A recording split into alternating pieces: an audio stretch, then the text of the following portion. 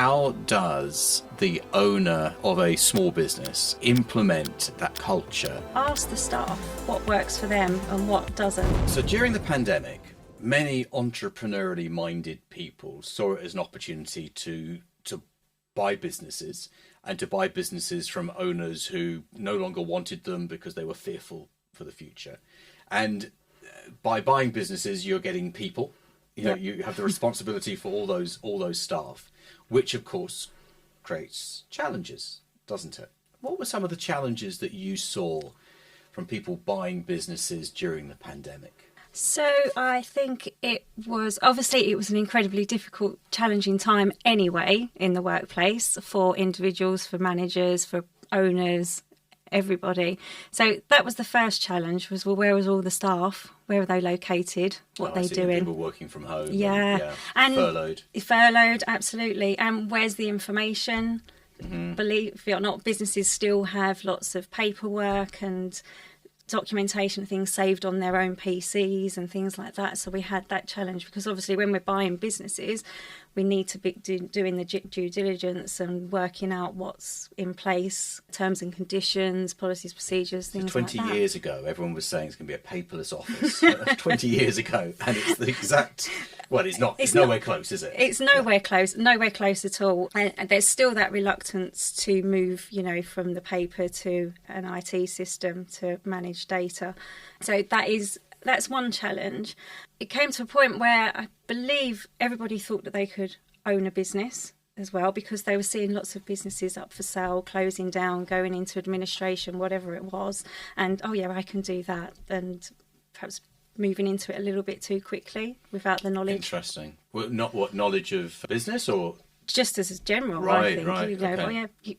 People want to be entrepreneurs and perhaps moving into areas that they don't really understand. And when it comes to staff, you need to get it right, don't you? Because there are lots of rules and regulations that favour the staff member. Yeah, there definitely are. And employees know those rules and regulations as well. So it's not that you want to, to get around them by any way, shape or form. You can't. Yeah. No, absolutely. It's the internet's fault. Right? Everyone knows everything. Yeah. Everyone can Google. You need to be fully informed up front.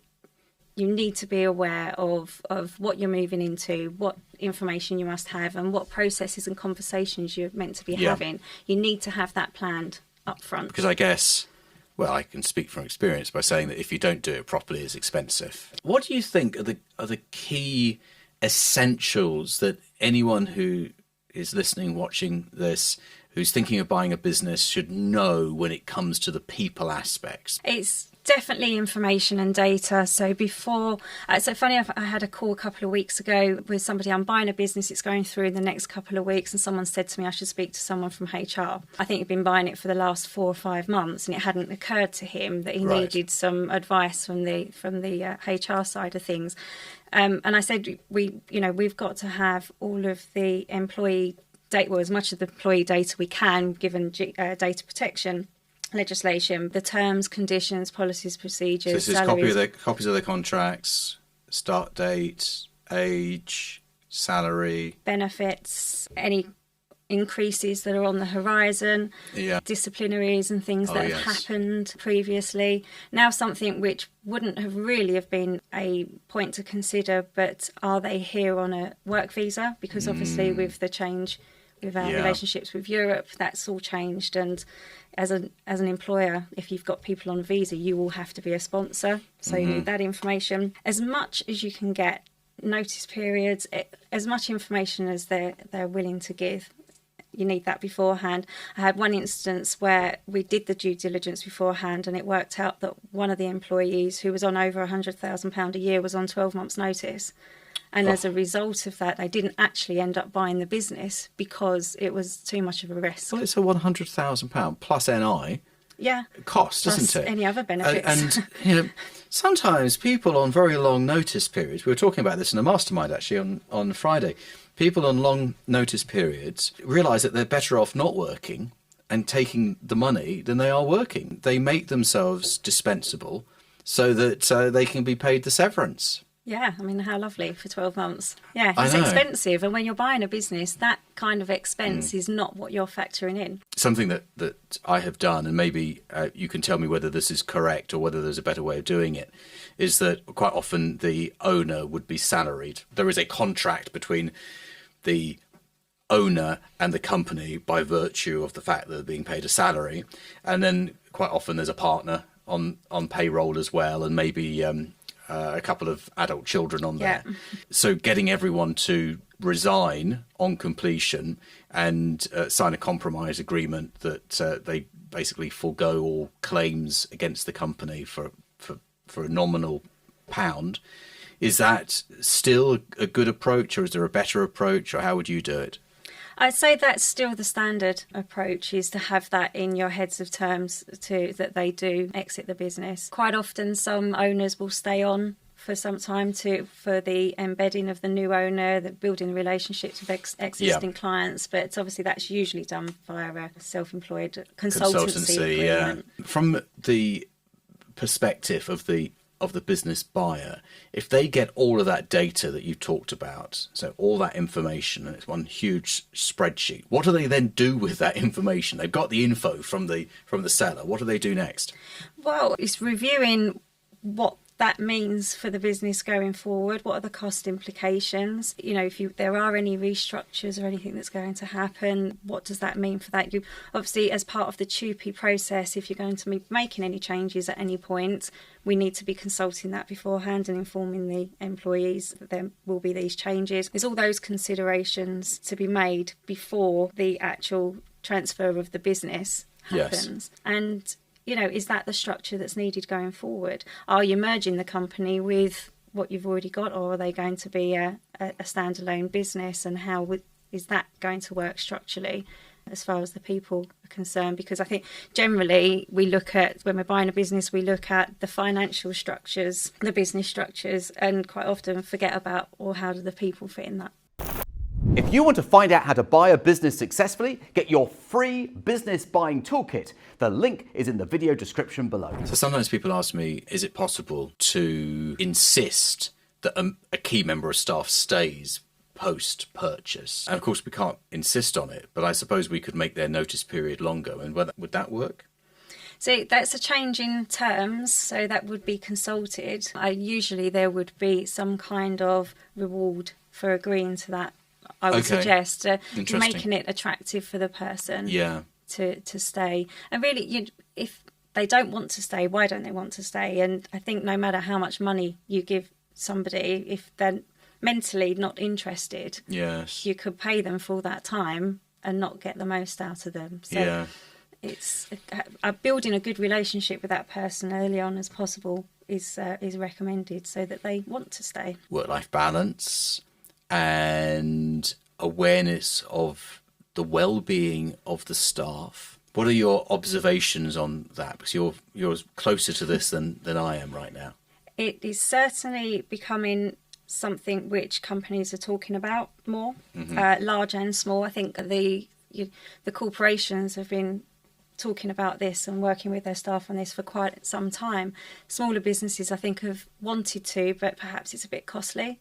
But it doesn't have to be, because there's so much out there. It's being taken into consideration. I don't know how serious some companies take it, if they're just actually saying the words because that's what's in the media at the moment and that's what everybody's talking about. There are plenty of companies out there that are listening and making those changes. And that's because staff want them to. It's all part of when you're recruiting now, and I'm sure you know it's very hard to recruit at the moment, no matter what industry. So. And that's part of what's attracting them to companies.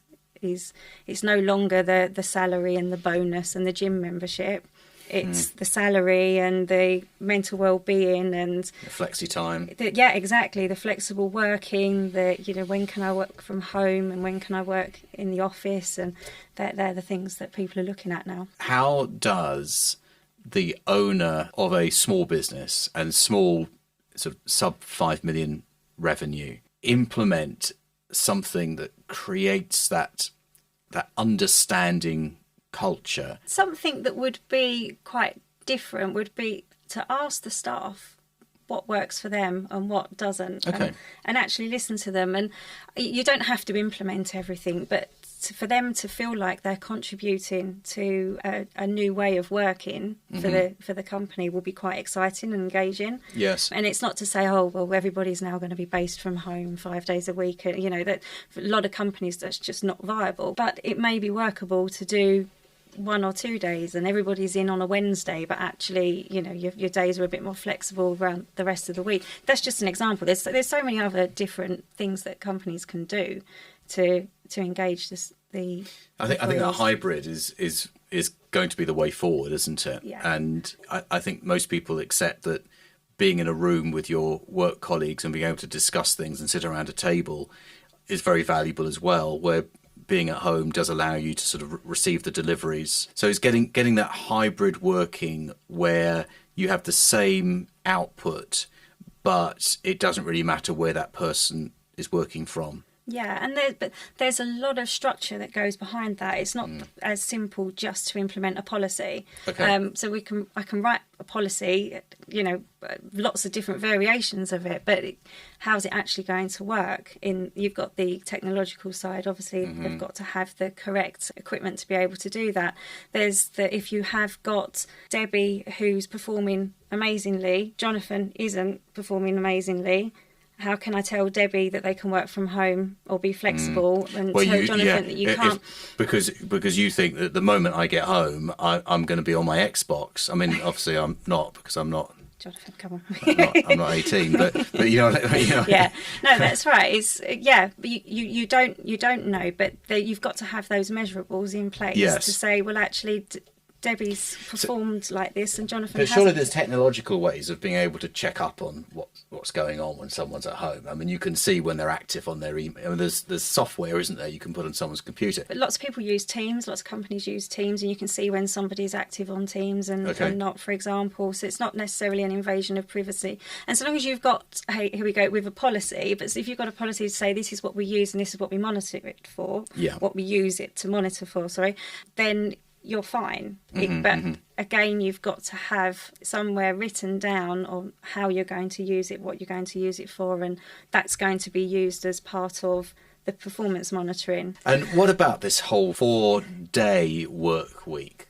Yeah, so there's a couple of large companies that are trialling that. I believe it can work. It depends on the industry, doesn't it, really? Is it that the 4-day week is everybody works the same day, so we're all shut on a Friday? Again, it's how you structure that. You see, 20 years ago, I reached the conclusion that no one really did much work on a Friday, particularly Friday afternoon. So there was almost no point being in the office on a Friday. But then, of course, if you reduce everyone's salary accordingly, they don't like that. So I think what everyone wants is they want the same salary, but work 4 days. But they'll say they're working longer days and they're more productive during those 4 days. Doesn't it just prove that they could have done the job in 4 days? Yeah, but, you know, I think... Or am I just being very old-fashioned? No, Probably being very old-fashioned. I think lots of people look at it that way, but we've got technology, obviously, streamlining the work that we're doing. It's not going to work if we're expecting them to get a full 5 days' worth of work done in 4 days. It's about working smarter, isn't it? And achieving those 5 days worth of work in 4 days. Yeah, I'm not saying pile on the work so that they're doing more and they're working 7 till 10 o'clock at night. That's not going to work. So again, like the hybrid working, the 4-day working week needs to be structured properly, and you can't just implement something like that. There's also the no limit of holidays. Oh, yes, that's interesting. That's another interesting thing, and that sounds amazing. And there have been large companies which implemented it and then took it away. Oh, really? Yes. I didn't know that. Okay. And I tell you why they did that, because people weren't taking enough holidays. Oh, they weren't taking enough. Okay, so tell me what's the psychology behind that then? How did that work? Guilt. So because there was no limit on the number of holidays set, people didn't know what they could take, what they couldn't take. So actually they ended up not really taking as many holidays as what our limit or our minimum is in this country. But an incredibly strong incentive. If you're looking at two roles that are similar and one says there's no limit on the amount of holidays you can take, that makes that job way more attractive, doesn't it? Definitely does. Yeah, it does. And then you get there and you're, oh my God, I don't know how many days holiday I can take. But none of this is simple, is it? No, it's not, because we've got in the background, when somebody leaves and they get pro rata of holiday, how much do you pay them? How much have they accrued over 8 months if you've got no limit? I'm just thinking out loud here, but I suppose you could have it in your contract that it's unlimited holiday, but at the point that you leave, there can be no claim for unused holiday, because unused holiday could be like every day. Yeah. So actually, if you want unlimited holidays, when your employment ends, the balance is that you can't make a claim. Could you do that? Or is that? I mean, you probably could. That would be one way of looking at it. Or actually, when you leave, statutory holiday will apply to the calculation. Oh, okay. Could be an actually, option. that's probably fairer, isn't it? So there's so there's all these wonderful ideas. It's just the mechanics in the background. Buying a business is a roller coaster, which is why you need a lawyer who knows what he is doing. So why not use mine? His name is John Andrews, and you can find his contact details below this video. I don't want to put anyone off buying a business, but it is a bit of a minefield with the people side of things, isn't it? It can be. I mean, it doesn't have to be that complicated, but there's a lot to look at as far as people are concerned, and there's a lot of considerations to make. As long as you've got the data, so long as it's upfront, and so long as you prepare your communication, you should be good to go. You've spoken to my mastermind people a few times. Yes. And I know that you've helped many of them with their HR challenges. There are always people watching this video, listening to this podcast, and they're sitting on the fence. What would you say to those people? And I'm kind of expecting you to say something from an HR perspective. Look into it, do your research, make sure it's a business for you, and look at yourself. Are you a people person? Are you good with people management, or would you employ somebody else to do that side of things? Yes. Think about that, because generally when you buy a business, people come with them. So they are usually, I think you said like 80% of what a company manages is the people side of things. Yes. So it's a huge consideration. So I suppose you need to take a long, hard look at your skills and your weaknesses and say, if I'm not a people person, I need to find someone who is. Because if I don't have someone looking after the staff, then my acquisition will not be as valuable as if I did have someone looking after the staff. Definitely, yeah. They will mean the success of that acquisition or not. Yeah, very good. So Kelly, how do people get in touch with you? Best ways via my email. You can direct to me, which is kelly@kbetahr.com. You can always look at my website, which is www.kbetahr.com.